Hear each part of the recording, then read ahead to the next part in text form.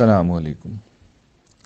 اللہ تعالیٰ کی تقویم میں سارے ماہ و سال اور سارے شب و روز ایک جیسے ہوتے ہیں، لیکن چونکہ انسان اپنی زندگی برسوں میں شمار کرتا ہے تو اس پہلو سے کسی برس کا آغاز، سال کا آغاز انسانوں کو کچھ متوجہ کر دیتا ہے، اور جب دل متوجہ ہو، جو خود قرآن کا مطالبہ ہے، تو پھر یہ موقع ہوتا ہے کہ اپنے رب کی وہ ہدایت ضرور دہرانی چاہیے جو اللہ تعالیٰ نے ایک اصول کے طور پہ ہمارے سامنے رکھی ہے، اور 4 الفاظ میں قرآن نے 1,24,000 نبیوں کی دعوت کا خلاصہ کر دیا ہے۔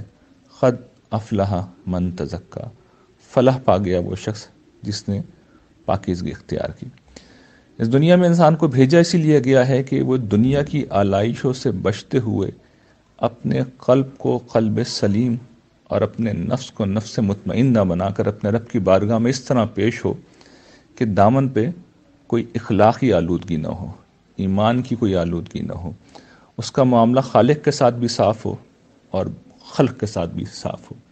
تو رسول اللہ صلی اللہ علیہ وسلم کی ساری تعلیمات اسی اصول کے ارد گرد گھومتی ہے کہ بندوں کو رب سے جوڑ دیں، اللہ والا بنا دیں، اور بندوں کو بندوں کے لیے نفع بخش بنا دیں۔ تو یہ نئے سال کے موقع پر مجھے اور آپ کو عزم کرنا ہے کہ قد افلح من تزکا کی قرآنی دعوت کو زندگی بنانی ہے، اپنا محاسبہ کرنا ہے، زیادہ سے زیادہ پاکیزگی اختیار کرنی ہے۔ پاکیزگی کی شکل یہی ہے کہ جو رب پاکیزہ ہے اس سے جڑنا ہے اور مخلوق کو اپنی ذات سے نفع دینا ہے۔ تو اس عزم کو تازہ کیجئے، جنت کے راستے پر آگے بڑھیے۔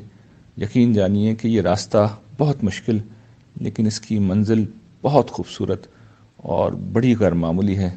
جب لوگ وہاں پہنچیں گے تو ماہ و سال میں جو تھکان، جو گرد، جو تھکاوٹ، جو پریشانی، جو ازمزال، جو مشکل، جو تنگی انہوں نے دیکھی ہوگی، سب اس طرح جھڑے گی، سب اس طرح دور ہوگی کہ لوگ نہال ہو جائیں گے۔